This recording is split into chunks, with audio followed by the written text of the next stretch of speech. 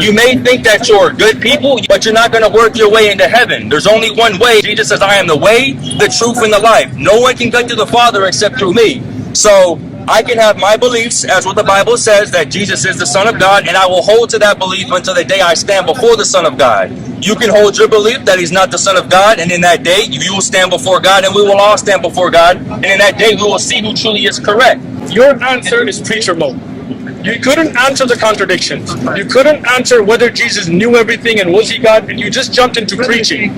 My advice to you is don't get it from, this is my way and your way. Many brothers here were Christians, were Jews and atheists, they're Muslims today. I myself grew up going to church. You see how much I studied the Bible. You don't have a Quran, I'll give you a Quran, just read it. If you don't believe in it, don't worry about it. If you find out that those contradictions are true, of knowing everything and not knowing the hour is a mistake, accept the truth. I hope God guides us both. Amen. I hope God guides us both, brother.